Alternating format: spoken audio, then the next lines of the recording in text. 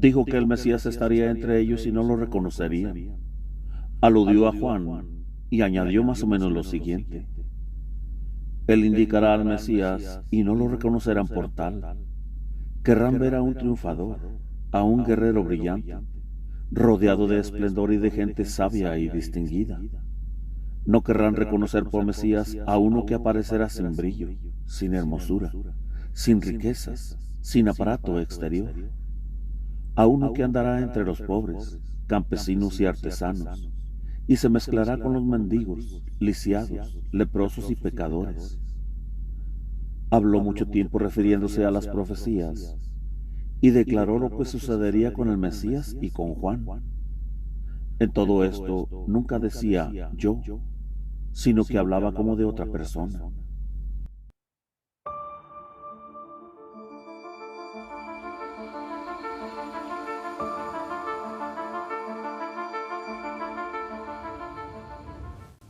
Ana Catalina Emery, Visiones y Revelaciones Completas, cuarta parte. La vida de Jesucristo y de su Madre Santísima, época segunda. Desde el comienzo de la vida pública de Jesús hasta la primera Pascua. Capítulo 22. Jesús en Betania. Septiembre 26. Vi a Jesús en la montaña 6 millas de camino hacia Betania. De noche llegó a una ciudad situada a pocas horas al norte de Jerusalén. Tiene una calle larga, como de media hora de camino, que se interna en la misma montaña. Betania está a 3 horas de este lugar. Se puede ver el lugar desde la distancia, porque está en un valle. Desde la montaña se extiende hacia el noreste un desierto de 3 horas hasta el desierto de Efrón. Entre ambos desiertos he visto a María con sus acompañantes, acampando esta noche en un albergue. Esta montaña es la misma en la cual se refugiaron Joab y Abisaí en la persecución de Abner, cuando éste les habló. El monte se llama Amma y está al norte de Jerusalén. El sitio donde estaba Jesús tiene vista hacia el oriente y el norte. Me parece que se llama Giá, y mira al desierto de Gibeón, que comienza al pie y se enfrenta con el de Efrón. Es de una extensión de 3 horas de camino. Jesús llegó a la tarde y entró en la casa pidiendo algún refrigerio. Le lavaron los pies, le dieron de beber y le pusieron pequeños panes delante. Llegaron gentes y, como supieron que venía de Galilea, empezaron a preguntarle acerca de las enseñanzas del maestro de Nazaret, del cual tanto se habla, y del cual habla también Juan en el desierto. Preguntaron si el bautismo de Juan era bueno. Jesús enseñó, como de costumbre. Los exhortó a ir al bautismo de Juan y a hacer penitencia. Refiriéndose al profeta de Nazaret y al Mesías, les dijo que aparecería entre ellos y que ellos no lo reconocerían, sino que lo perseguirían y maltratarían, que mirasen bien y considerasen que las señales ya se habían cumplido, que no aparecería con esplendor y magnificencia exterior, sino pobre, y que marcharía entre los sencillos. La gente no lo reconoció, aunque lo recibieron bien y mantenían cierto temor y reverencia en su presencia. Habían pasado por aquí algunos que iban al bautismo de Juan y hablaron de Jesús. Después de haber descansado unas 2 horas, algunas personas le acompañaron un trecho de camino. Jesús llegó a Betania durante la noche. Lázaro, que había estado días antes en su posesión en Jerusalén, cerca del monte de Sión, al occidente del monte Calvario, había vuelto a Betania. Había tenido conocimiento de la próxima venida de Jesús por medio de algunos discípulos. El castillo de Betania pertenecía en realidad a Marta. Lázaro, empero, solía permanecer más tiempo aquí y se llevaba bien en compañía de su hermana. Esperaban a Jesús con la comida ya dispuesta. Marta solía habitar los departamentos situados a un lado del edificio principal. Había huéspedes en casa. Con Marta estaban Serafia, María de Marcos y otra mujer de Jerusalén. Había estado con María en el templo. Hubiera quedado allí de buena gana para siempre, pero por disposición de Dios tuvo que contraer matrimonio. Con Lázaro hallábanse Nicodemo, Juan Marcos, un hijo de Simeón, y otro hombre de edad. Obed, un hermano o hijo de un hermano del marido de Ana, la del templo. Todos eran amigos aunque ocultos de Jesús, y en parte por Juan Bautista, en parte por relaciones de familia, y en parte por las profecías de Simeón y de Ana. Nicodemo era un pensador que buscaba la verdad y tenía esperanzas en Jesús. Todos habían recibido el bautismo de Juan y habían concurrido ocultamente, a invitación de Lázaro, para ver a Jesús. Desde entonces Nicodemo sirvió a Jesús y a su comunidad secretamente. Lázaro había enviado a algunos criados para recibir a Jesús. Media hora antes de llegar a la casa, le salió al encuentro el antiguo y fiel criado de Lázaro, que más tarde fue también discípulo de Jesús.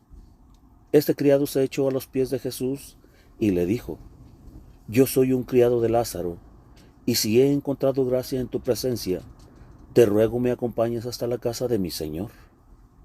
Jesús le dijo que se levantara y le siguió. Se mostró familiar con él, manteniendo la dignidad propia de su persona. Precisamente era esto lo que atraía en Jesús. Lo amaban como hombre y sentían algo de su divinidad. El criado llevó a Jesús a la entrada del castillo junto a un pozo, donde estaba todo dispuesto. Lavó los pies a Jesús y le puso otras sandalias. He visto las suelas de Jesús, eran gruesas, forradas de color verde. Dejó aquí estas sandalias y se puso otras de cuero duro, con ataduras de cuero también, que luego llevó en sus viajes. El criado limpió los vestidos de Jesús. Cuando se hubo lavado, llegó Lázaro con sus amigos. Trajeron entonces un vaso de bebida y una refección. Jesús abrazó a Lázaro y a los demás les tendió la mano. Todos le sirvieron amigablemente y le acompañaron hasta la casa. Lázaro lo acompañó antes a la habitación de Marta. Las mujeres, aquí reunidas, se echaron a tierra cubiertas con el velo. Jesús las levantó y dijo a Marta que María, su madre, había de llegar y esperaría su vuelta del bautismo. Después de esto entraron en la casa y se pusieron a la mesa. He visto un cordero asado y palomas, miel, frutas, pequeños panes, verduras y vasos para beber. Se tendieron a la mesa sobre asientos con apoyos, de dos en dos. Las mujeres comieron en una antesala aparte. Jesús rezó antes de la comida y bendijo los alimentos. Se mostró con el rostro serio y contristado. Dijo que se acercaban tiempos difíciles, que comenzaría un camino muy pesado y que el término de éste sería muy lamentable y amargo. Los exhortó a permanecer fieles, ya que eran ahora su consuelo, anunciándoles que ellos también tendrían mucho que sufrir. Les habló tan tiernamente que lloraron, pero no lo entendieron todo. No podían imaginar que un hombre así era Dios. Nunca pude entender esta incomprensión de su divinidad, pues tengo una persuasión íntima y segura de su persona divina. Pensaba, ¿por qué no les muestra a estas personas lo que yo veo tan claro y tan seguro? He podido contemplar cómo el hombre fue creado por Dios, cómo sacó a Eva del hombre, dándosela por compañera, y cómo cayeron ambos. He visto la promesa del Mesías, la dispersión de los hombres y la providencia admirable, y el misterio de Dios hasta la formación de la Virgen María. He visto el camino de la bendición del cual el Verbo se hizo carne, como una línea de luz que corría por todos los antepasados de María. He visto el mensaje del ángel a María y el rayo de la divinidad que la penetró cuando el Salvador se hizo hombre. Y después de todo esto, me resulta imposible concebir, a mí, criatura miserable, cómo estas santas personas, contemporáneas y amigas de Jesús, que está en su presencia, a quien aman y honran, creyendo todavía que su reino será temporal, le tienen amor y reverencia y lo creen el Mesías, y con todo, no piensan siquiera que es Dios mismo el que les habla. Era para ellos el hijo de José y María. Nadie imaginaba siquiera que María era virgen. Nada sabían de la inmaculada y pura concepción. Ignoraban el misterio encerrado en el arca de la alianza. Era ya mucho, empero, y señal de elección que le amasen y reconociesen como Mesías. Los fariseos, que conocían las profecías de Simeón y de Ana en el templo cuando la presentación, y que habían oído su doctrina a los 12 años en el templo, estaban completamente endurecidos por el orgullo. Se habían interesado por conocer a la familia del niño, pero les parecía todo tan pobre y tan pequeño que lo despreciaron. Querían un Mesías con toda gloria y majestad. El mismo Lázaro, Nicodemo y muchos de sus amigos creían siempre en silencio que él estaba llamado con sus discípulos a tomar Jerusalén y liberarla del yugo de los romanos y a establecer el esplendor del reino de Israel. Sucedía como ahora que cada uno se imagina un Dios que debe dar a su patria libertad y esplendor. Entonces, como ahora, no sabían que el reino que nos debe interesar no es este reino de penitencia terrenal. Ellos se alegraban pensando que de una u otra forma habrían de acabar con los eternos charlatanes que le rodeaban. Pero nadie se atrevía a hablar con él abiertamente. Permanecían con gran reverencia y cierto temor en su presencia, porque en sus palabras y en su modo de proceder no veían ninguna señal de que fuera a acometer la empresa que ellos habían imaginado. Después de la comida fueron al sitio de oración. Jesús recitó una acción de gracias, diciendo que su tiempo y su misión ya comenzaba. Lo dijo en tono tan conmovedor que todos lloraban. Las mujeres estaban detrás, presentes a la escena. Rezaron algunas preces generales y Jesús los bendijo a todos. Luego Lázaro llevó a Jesús a su dormitorio. Había en una gran sala lugares aislados donde los hombres podían descansar. Todo estaba bien arreglado. El lecho no estaba aquí como en otras partes, extendido en el suelo, sino más levantado y fijo, con un borde de verja donde había adornos de frazadas y borlas. En la pared, donde estaba afirmada la cama, había una estera muy delicada que se podía bajar o subir a voluntad, formando un techo para ocultar el lecho vacío. Junto a este había una mesita y en un hueco abierto en la pared había una palangana y otro recipiente pequeño para llevar agua. De la pared pendía una lámpara y una toalla. Lázaro encendió la lámpara, se hincó de rodillas, pidiendo a Jesús la bendición, y se separaron.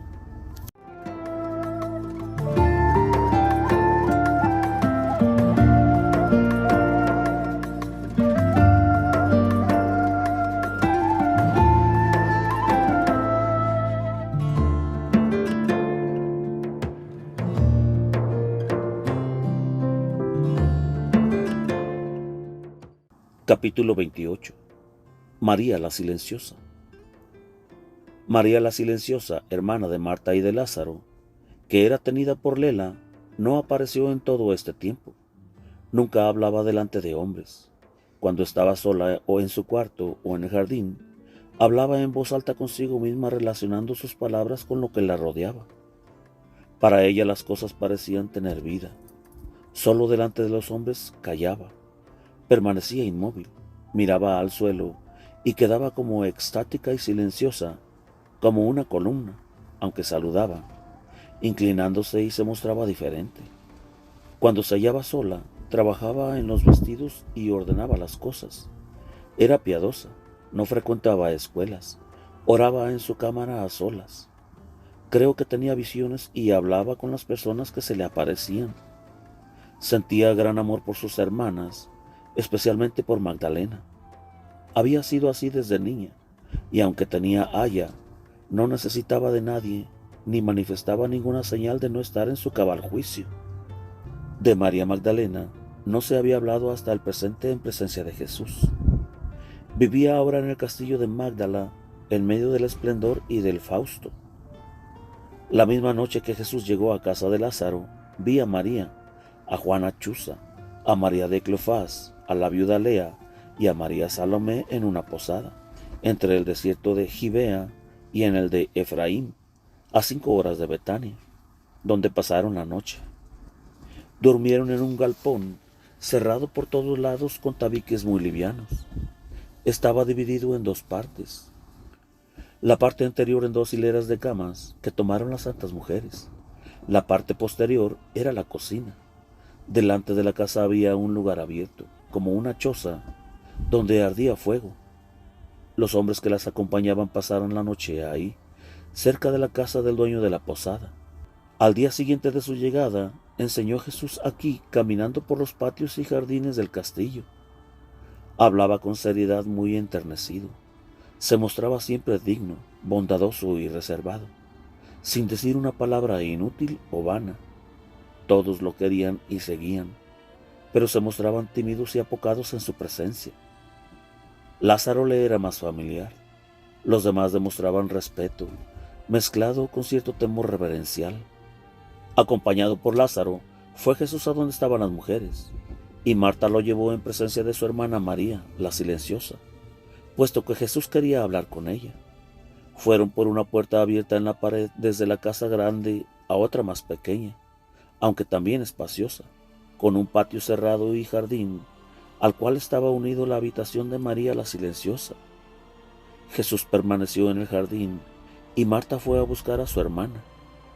El jardín era muy bonito. En el medio se levantaba un datilero. Tenía otras plantas y arbustos. Había una fuente con borde y en medio de ella un asiento de piedra, al cual solía ir María la silenciosa desde el borde, pasando por una tabla. Allí se sentaba rodeada del agua, bajo una techumbre que cubría la fuente. Marta le dijo que pasara al patio, pues alguien la esperaba. María la silenciosa, que era muy obediente, se cubrió con el velo y sin decir palabras se encaminó sola al patio. María la silenciosa era hermosa y esbelta, como de 30 años. Casi siempre miraba al cielo, y cuando por acaso miraba donde estaba Jesús, la suya era una mirada incierta, de soslayo, como si mirase a lo lejos. Al hablar de sí, no decía nunca yo, sino tú, como si se viese en otra persona y se hablase a sí misma. No habló a Jesús ni se echó a sus pies. Jesús le habló primero y así pasearon por el jardín conversando propiamente uno frente al otro. La silenciosa hablaba siempre de cosas del cielo, como si las viera. Y Jesús, de la misma forma, habló de su padre y con su padre. Ella no miraba de frente a Jesús y alguna vez de lado. Su conversación era más bien una alabanza, una oración a Dios, una meditación, una aclaración de misterios. María parecía no darse cuenta que vivía en este mundo, sino en otro. Recuerdo que habló de la encarnación de Cristo como si la estuviera viendo en la adorable Trinidad. Me es imposible repetir su conversación ingenua y, sin embargo, profunda y misteriosa. Decía como si lo estuviera viendo. El Padre dijo al Hijo que bajase a la tierra y una virgen séale por madre, añadiendo que todos los ángeles se alegraron de ello y que Gabriel fue enviado a la Virgen María. Hablaba como a través de los ángeles que veía, como hablaría una criatura ante una procesión, y se alegrara y se congratulara con cada uno de los que pasaban, por su piedad y devoción. Luego, como si mirase la cámara de María, le hablaba exhortándola a aceptar ser madre de Dios. Recibiendo el mensaje del ángel y viendo al ángel descender y anunciar la encarnación, hablaba como si todo lo estuviera presenciando a alguna distancia, en voz alta, consigo misma. Se detuvo diciendo que María había reflexionado antes de contestar y añadió: tú tenías un voto de virginidad, y si tú hubieses rehusado, ¿cómo habría sucedido todo esto? ¿Se habría hallado otra virgen digna de ser madre de Dios? Mucho tiempo hubieras tenido, oh Israel, que llorar y suspirar por el Mesías. Volvió a referirse a la dicha por haber María consentido. Alabó a la Virgen y habló del nacimiento de Jesús, y dirigiéndose al niño decía: manteca y miel has de comer, niño. Recitó las profecías recordando las de Simeón y las de Ana. Todo esto como si lo viera ante sus ojos y hablase con ellos, como si estuviese presente en estos acontecimientos. Llegó así hasta el presente y dijo: ahora vas, oh Jesús, a comenzar tu camino amargo y doloroso. En todas estas conversaciones estaba como ausente del cuerpo y hablaba con personas invisibles para los demás. Y dirigiéndose a Jesús, le hablaba como si lo hiciera con los demás que la rodeaban. Jesús la interrumpió, finalmente, con oraciones y alabanzas a su Padre, rogando por todos los hombres desde el lugar donde se habían detenido. Esta escena fue conmovedora y misteriosamente hermosa.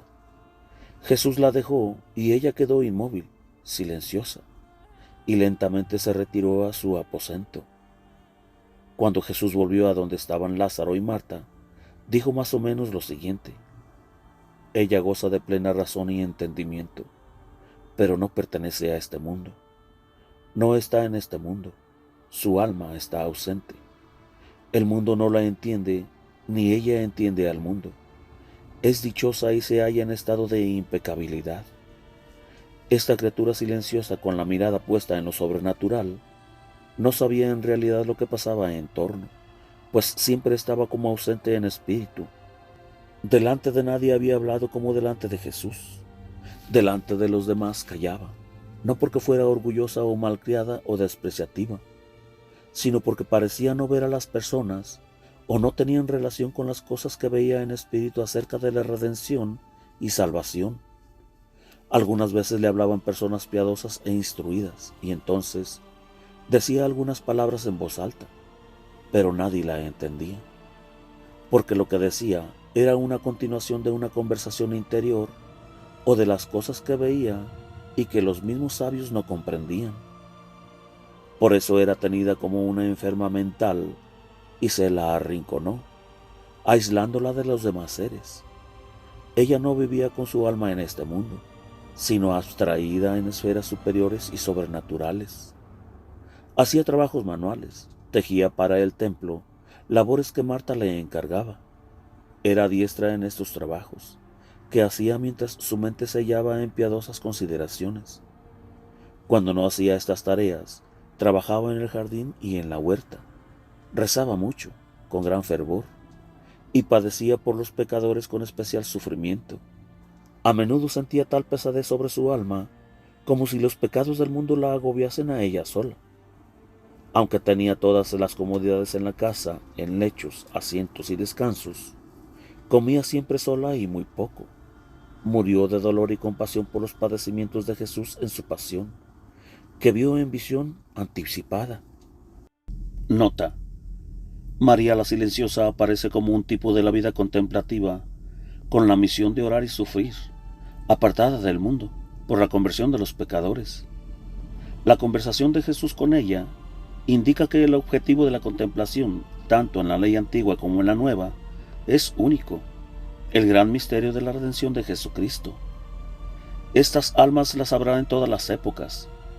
A la vidente del año 1824 sucedieron Lois Latiao, de Bois de Heine en el año 1883, Canori Mora en la misma época, Gemma Galgani en el año 1903, las estigmatizadas Bárbara Pfister y Anna Schwafer de Millestetten en el año 1925, Magdalena de la Cruz de Alemania y Teresa Higginson de Neston en el año 1905, y en estos tiempos Teresa Neumann en Alemania, Padre Pío de Pietrelcina en Italia y la hermana Amalia en Campinas, Brasil. Fin de la nota.